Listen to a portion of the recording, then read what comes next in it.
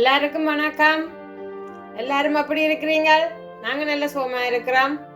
நீங்களும் நல்ல சுகமா இருக்கணும்னு சொல்லி கடவுள்கிட்ட வேண்டிக் கொண்டு இன்றைக்கு இவ்வளோ இன்க்ரீடியன்ஸையும் வச்சு ஒரு கறி தான் சமைக்க போறோம். என்ன கறி சமைக்க போறோம்னு சொல்லி வீடியோவுக்குள்ள போய் பார்ப்போம் வாங்க. இப்போ இந்த வெண்டிக்காயை வெட்டி எடுப்பேன்.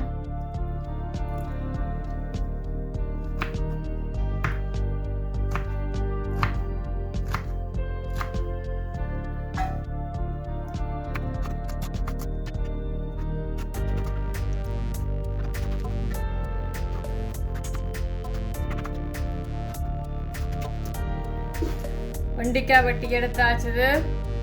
இந்த சின்ன வெங்காயத்தை உரிச்சு எடுக்க போறோம்.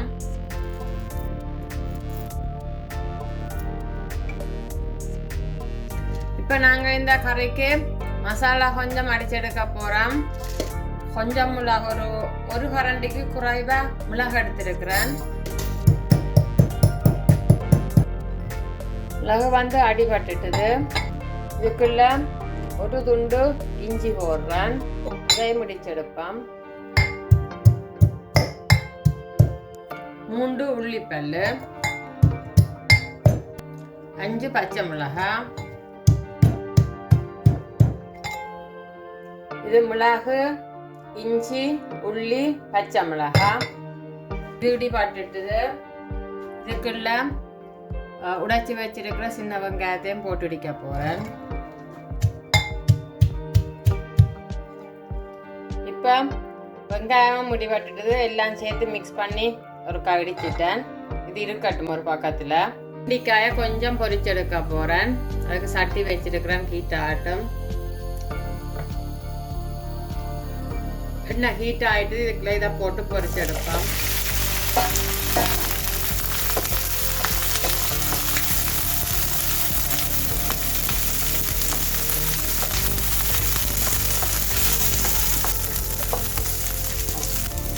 இது பொறி பட்டுட்டு இதை வேறு டிஷ்ஷுக்கு மாற்றுவோம்.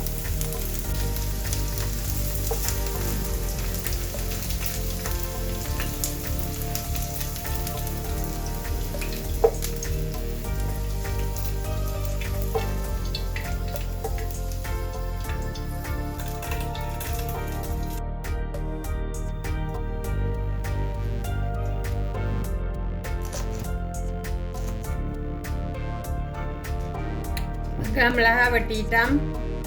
நாங்கள் எடுத்து வச்சிருக்கிற 5 முட்டையை முடைச்சி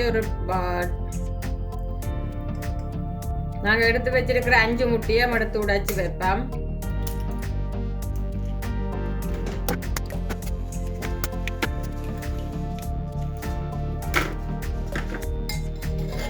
இதுக்குள்ள இப்ப நாங்கள் இடிச்சு வச்சிருக்கிற மசாலாவையும் போட்டு எடுக்கிறேன்.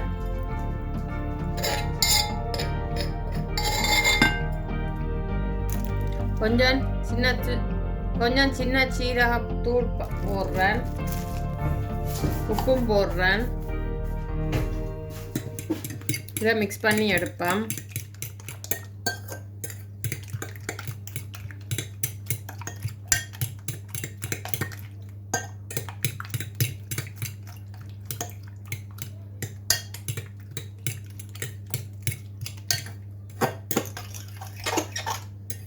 இது மிக்ஸ் பண்ணினாச்சு. இது ஒரு பக்கத்தில் இருக்கட்டும். கடுகு, பெரிய சீரகம், சின்ன சீரகம், வெங்காயம்,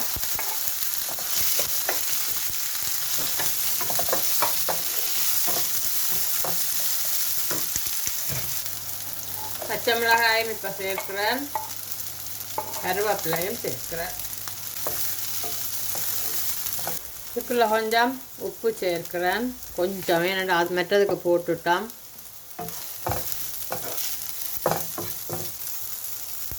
நான் இது சின்ன வெங்காயம் முடிஞ்சிட்டு அந்த வரையா இந்த வெங்காயத்தை போட்டு வதக்குறேன். சின்ன வெங்காயம் போட்டால் இன்னும் கொஞ்சம் டேஸ்டாக இருக்கும். இப்போ இது வதங்கிட்டுது. இதுக்குள்ள இப்போ நாங்கள் அடித்து வச்சிருக்கிற முட்டையும் மசாலாவையும் போட போகிறேன்.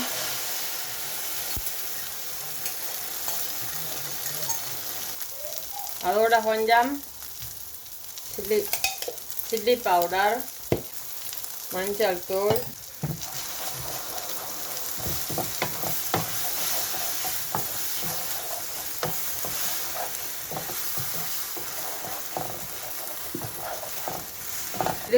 இப்போ இதுக்குள்ள இந்த வெண்டிக்காயை கொட்டுறேன்.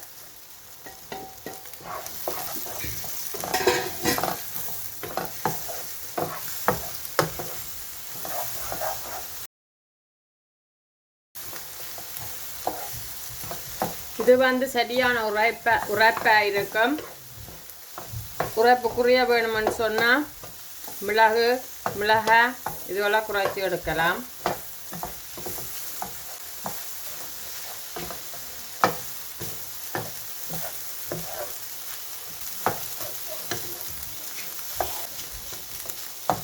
இப்போ நாங்கள் வெண்டிக்காயும் முட்டையும் சமைச்சு முடிஞ்சுது. டேஸ்ட் பண்ணி பார்ப்போம்.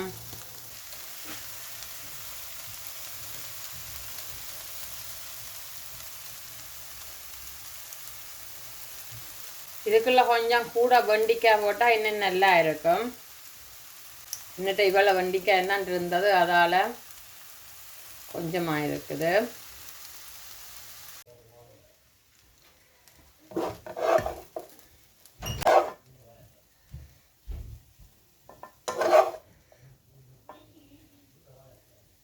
இப்போ டேஸ்ட் பண்ணி பார்ப்போம்.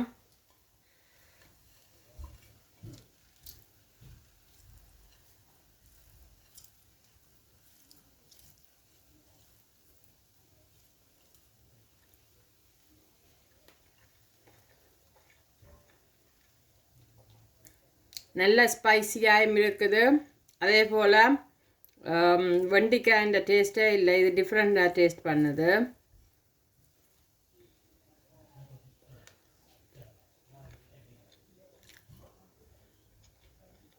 தனியாக ரைஸோடு இது மட்டுமே சாப்பிடலாம். உண்மையிலேயே நல்லா இருக்குது. நீங்களும் ட்ரை பண்ணி பாருங்க. ட்ரை பண்ணி பார்த்துட்டு எப்படி இருக்குதுன்னு சொல்லி அங்கே நான் கமெண்ட் பாக்ஸுக்கு போட்டு விடுங்க. உங்களுக்கு இந்த வீடியோ பிடிச்சிருந்தேன்னு சொன்னால் மறக்காமல் லைக் பண்ணிவிட்டு உங்கள் ஃப்ரெண்ட்ஸோட ஷேர் பண்ணி விடுங்க. ஷேர் பண்ணிவிட்டு சப்ஸ்கிரைப் பண்ணாமல் பார்க்குறீங்களான்னு சொன்னால் சப்ஸ்கிரைப் பண்ணி விடுங்க. சப்ஸ்கிரைப் பண்ணிவிட்டு பார்க்குற எல்லாருக்கும் நன்றி உங்களோட ஆதரவுக்கு. இன்னும் புது புது ரெசிபீஸோட வாரம். நன்றி, வணக்கம்.